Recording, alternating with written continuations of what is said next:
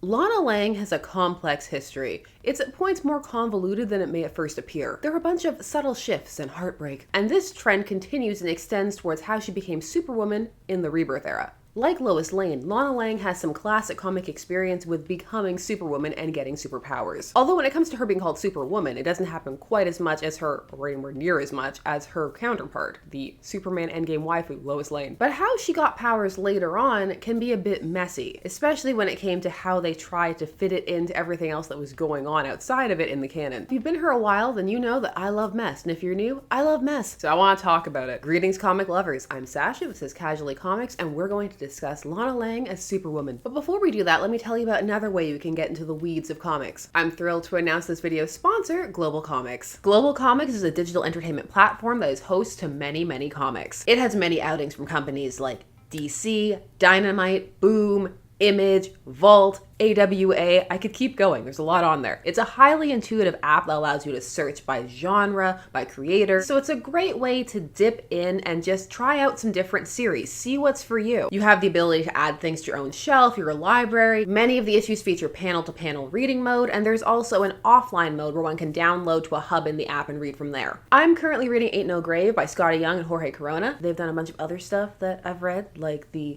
in the Middle West is back there. Yes, it is. I have found many a new favorite and many things to share with all of you. Now, if you're interested, you can sign up for free, but with membership, you can get access to more titles and issues at once. I have a link for you down below in the description if you're interested. And if you click the link and use my code GCXCasually, you can get 33% off your membership. As always, many comics to explore, so let's keep going. Now, before we can fully dive into Lana as modern, in quotes, Superwoman, we need to give a brief rundown on just who Lana is. Lana Lang did debut after Lois, appearing in Superboy number 10 in 1950 in the story The Girl in Superboy's Life, written by Bill Finger, with art by John Sikela, with Ed Dubrotka on inks. In that story, Lana moves in next door to the Kents, and this aspect of Lana would stick around. But in this late Golden Age outing, Lana basically takes on Lois's role, but for Superboy. So basically, most of the stories about Lana revolve around her trying to discover Clark's identity as Superboy. The love interest element isn't foregrounded, but it's there. It's not very romantic, though. It's in the same way that Superman's girlfriend, Lois Lane, doesn't really feature many issues of them just going on dates, but the idea is there that they are intended. Because of this, she's also set up as a rival for Lois of sorts, at times also in the past, wibbly wobbly timey wimey. It's the Betty Veronica conundrum. Lana would even have a similar career trajectory as Lois, ending up in the journalistic path. The joke's on them though. None of them broke Silver Age Superman's heart quite like Lori Lamaris. Now during the Silver Age, you would see Lana have some outlandish adventures. And of note is Superman's girlfriend Lois Lane, issue 17 from the year 1960, and the story Lana Lang, Superwoman. It's not entirely clear who wrote it, but it has art by Kurt Swan and inks by Stan K. The name is a play on the first time Lois became Superwoman back in Action Comics number 60 in 1943, in the story Lois Lane, Superwoman. There's no burying the lead with these titles. Now, in Superman's girlfriend Lois Lane 17, Lana gets powers because Superman gives her a blood transfusion, which then transfers the powers to her. Again, She-Hulk years later taking notes. This is also how Lois got her powers in her first story where she became Superwoman, only in that it was an unconscious dream sequence thing. In this story, Lana actually gets the powers. And despite the cover playing up the melodrama like this is Superman choosing Lana over Lois, in the story he does give Lois powers as well. And both women take to them and decide that, you know what, they can both be Superwoman, and they start to go by Super Lana and Super Lois. Lois, you're flying too. Now why in the world would Superman want to give you superpowers? That's exactly what I was wondering about you. Let's not quarrel, Lana. There is room for two Superwomen on this planet. So years later, during the eras where both Lois and Lana are Superwoman, both in Rebirth starting in 2016 and then again in 2024 in the DC All-In era, there is precedent for that. I also just have a lot of fondness for Lana's outfit. The yellow and the purple, they're working together on this one. The powers are temporary. Superman gave them to them because he needed them to be powered up so that they could survive an attempt on their life that he knew was coming. So the powers wear off, but Lana and Lois do keep the costumes. Another relevant outing is Superman's girlfriend Lois Lane 26, where Lana ends up leaving Superman because her powers are emasculating him. That's getting its own video. Lana's better remembered when it comes to having powers for being the insect queen. But in terms of her overall path forward, just like the rest of DC, she would find her history altered post-Crisis on Infinite Earths in 1985. Now, she would have a slightly different backstory. She would still be the girl next door, but she would have a more standard crush on Clark, and there wouldn't be any of that trying to figure out his secret identity, because at the start of Crisis, Clark hadn't been Superboy as a child. There would be some retconning later on that would reintroduce him being the Legion Young young and those kind of things, but for the time, that wasn't in play. So for this era, what occurred was that Lana had her heart broken by Clark. He took her aside and she thought that he was going to propose, but really he was telling her that he had superpowers, and also that he didn't like her like that, which crushed her. But this would change, and origins would be tweaked. Some would even take inspiration from Smallville, which had a pretty big impact on how Lana was viewed overall. At least in terms of the mainstream and general public sense, then some of that bled back. Smallville, which began airing in 2001, leaned heavily into the girl next door crush dynamic, but made Clark the one who was pining initially. Superman Birthright by Mark Waid placed Lana and Clark as boyfriend and girlfriend, but had more as an it's in the past and done kind of thing, and then left Lana a bit by the wayside. This in 2003. The next firm change came in 2005/2006.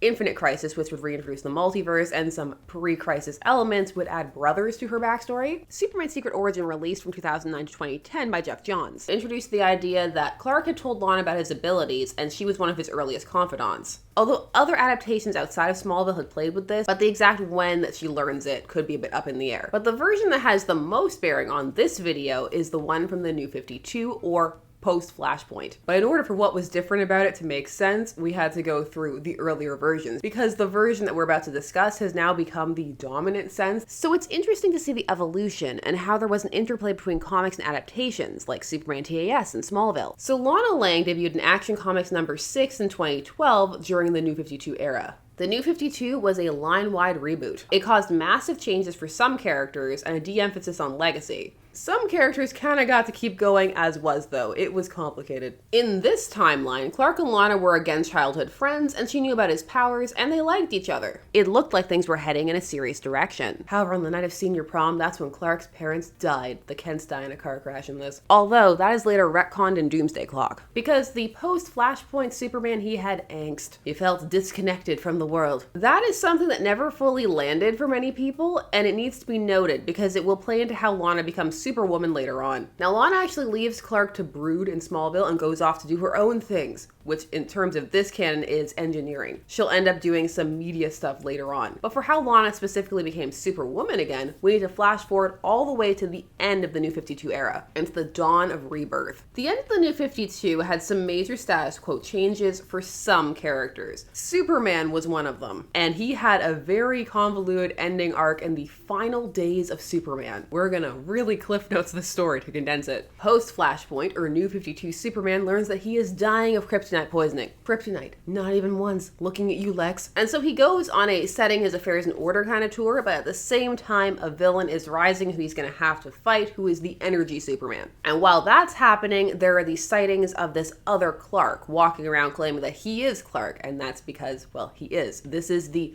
pre-Flashpoint Clark Kent, who's also gonna be there with Lois Lane, Kent, because they're married, and then their son John. Now, the New 52 Superman goes out heroically fighting the Energy Superman. It's a bit complicated, and he asks the pre-Flashpoint Superman to keep guarding the Earth after he's gone. This is meant to be basically a handing back of the mantle to the pre-Flashpoint Superman. Now, he has a dramatic death, and he gets to say goodbye to the important people in his life, and that includes Lois and Lana. Him and Lois weren't together in this universe, but they were good friends. In this timeline, he was with Wonder Woman. His death, appropriately enough, was in Superman issue 52. Clark, what am I gonna do without my best friend?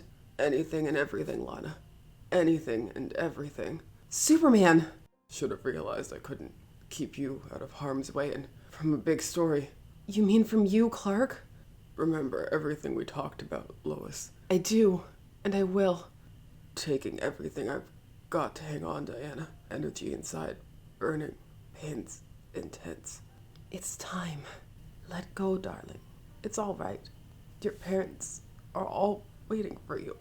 What a lucky man I was. And then he exploded. And we do see the energy hit Lana and Lois, which nobody reacts to. Maybe they didn't see it. There was a lot going on. But this is what led into the comic series Superwoman, which began in 2016 at the start of the Rebirth era and ran for 18 issues. And it had to spend a couple of those issues trying to reconcile the fact that based on what happened in the final days of Superman, the pre-Flashpoint versions of Superman, that's Clark and Lois, just came into this universe and were kind of assuming the lives of the pre-existing versions. And so that meant that any series that was dealing with characters who were connected to them would in some way have to deal with that, and that would happen in Superwoman. But let's go back to the beginning in issue 1, where it started off looking like the series was going to be more about Lois and Lana was going to be more of an accent character, or they were going to co-lead maybe. This issue reveals that Lana has been training Lois, who has gained traditional Superman-like abilities after being hit with the energy exuding from dying Clark's body. But as it goes on, it's shown that Lana has also gained powers, but they're more along the Superman Red type of power sets. So they're more in the energy conversion and types of electrical things. But then she also has super strength and can fly. Superwoman #1 is one of the issues that is working through the idea that now there's this other Clark running around and how the women kind of feel about it. Take it up with a new Clark. You've got a few to choose from these days. Lana, please, I don't want to fight you. I came to you because we were both there when he went Nova. We were both struck by that energy. You know what I can do.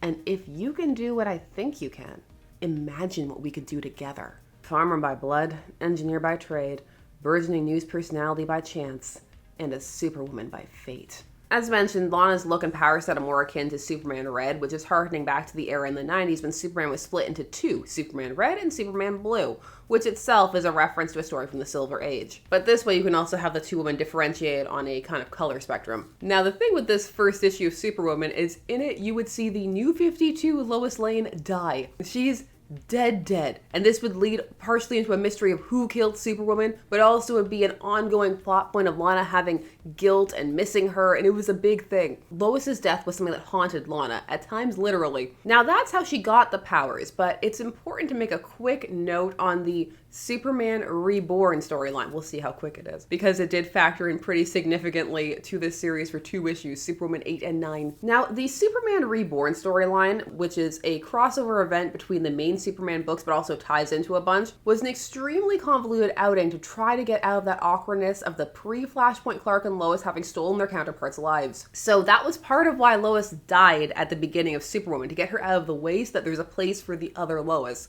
But then when you think about that, it's like, oh, well, that's awful. So Superman Reborn introduced a plot, an elaborate plot featuring Mr. and Mrs. Pitlick with hints of Doomsday Clock. You could also read into it that part of this was because of Dr. Manhattan. It's Dr. Manhattan's fault, not Barry's. It's Barry's fault. Now, this storyline would ultimately allow for the 2 versions of Lois and Clark to be combined, and for people to largely forget what had happened, that this combination had taken place, and certain details as to what had gone on would kind of be overwritten. The thing is, it varies what people remember and what they forget. Usually people just don't reference it, but also sometimes they do. And there are ways when one reads this that it's a little horrifying. Oh wait, you're the ghost. I thought you were the other one, the mom. That's a very interesting way to break them up, Lana. It's been kind of confusing with 2 of you running around. It's not us that's so important, Lana. It's our son. But you don't have a son. The other version of you...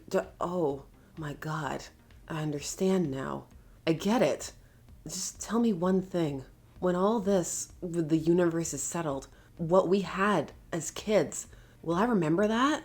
Even if you never love me the way you love her.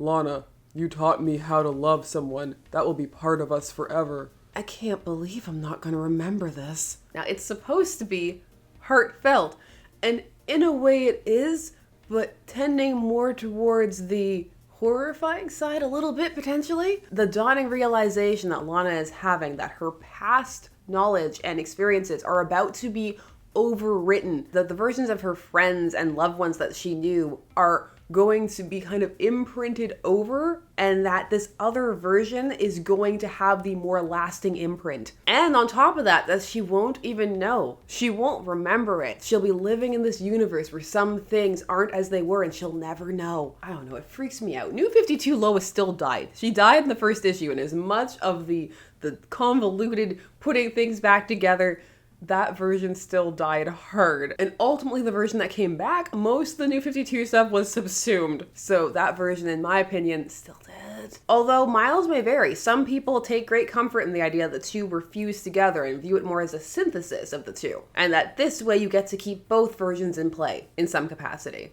I think I just went out of focus when describing them as one. My camera couldn't handle it. Now, how this was explained in Superman Reborn was that the red energy was taken back, the red and blue energy. They kept playing with that combined to put the Loises and Leclercs together. But Lana, she has nightmares about this post the fusion because she then has to regain her powers because they need to kind of have a new way for her to get powers again so that it doesn't really necessarily need to be referenced that she got them from the dying Clark who didn't die, even though he did. And so how they do it is that she gets her powers back from the insect queen that was lurking inside her when it seemed like her powers had at first been stripped, but some of them were stored inside the insect queen in double Lana powers reference. So after experiencing a storyline that's basically the existential dread of canon being overwritten played out, what happened with Superwoman? Well, at the end of that series, she lost her powers and seemed to go back to being standard Lana, standard New 52 or post-Flashpoint Lana. The Superwoman series is underrated. It's interesting and has Lana have to wrestle with powers that are for a time killing her place in the super family, a burgeoning romance with Steel, and much more. And even though she sacrificed her powers at the end of the series, she would get them back in 2023. This in the Steelworks series written by Michael Dorn. In issue 3, Lana gets hit by a blast of heat vision from Con-El, aka Connor Kent, who has been affected by 0-point energy, and it gives her her powers back. Listen up, Tin Can. I never asked for these powers to return, but you came up in here and smacked around my family, and now you're gonna pay. And that's pretty much where it's been left off time of recording. Some of the power set is a little different this time around. Again, there doesn't seem to be super hearing, at least in certain versions. She has heat vision now, or at least she's shown to in Steelworks. She's been shown to still have these powers as of the Superwoman special in late 2024, but she's not the central focus of things at the moment, especially now that Lois is Superwoman again. And there's some interesting things to ponder. We did a video on the Superwoman special, and I mentioned that these two women have this complex history. Regardless of whether Lana remembers that there are two Loises or not, there's still a lot to mine there in terms of Lois now coming into something that Lana can identify with, and that being a complex set of feelings for her. Positive or negative, it still could be something to work through. The way that Lana initially gets her powers is pretty sad, absorbing the death energy of her dying childhood love. And then you have all the changes that go into making it so that everything can be reconciled with the main canon storyline. There's a reason I had it confusing for the title. Still, it was interesting to see this lesser known version of Lana with powers get some play. But while Superwoman was a solid series in its own right, ultimately, Lana as Superwoman, just as having Lois be Superwoman, tends to work better on a temporary basis. It can lead to some very interesting overall arcs, but when you remove Lana or Lois from play as civilians or unpowered civilians, it does remove something in terms of that balance, or the idea that there can be other people walking around having their own adventures and they don't necessarily need to be superpowered to do so. Although, depending upon how compelling one can make the transfer, perhaps there can be some longevity to it. And miles may vary. Some may not feel that there should be any unpowered individuals around superheroes. Regardless of Lana having powers or not, she's in a position where she tends to fade into the background. So it remains to be seen what's going to be done with her. But I just really wanted to discuss all of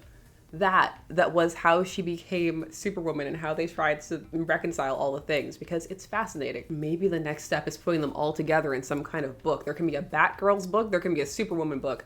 Lois, Lana, Kara, because why not? And then, you know what? Let's just throw in Lori Ramirez. Let's up the ante. But all of these are just my thoughts, and I want to hear yours. What do you think about Lana Lang as Superwoman? What are your thoughts on the origins? What are your thoughts on the recombination? Whatever you're thinking, I want to hear it. Please put it down below. Thanks so much to GlobalComix for sponsoring this video. And thanks so much to all of you for taking some time of your day to spend it discussing comics with me. I always appreciate it. Please leave a like, a comment, hit the bell notification, the hype button if it's shown up at this point. Whatever you're doing, there will be more videos coming soon, and I will see you there. Bye-bye.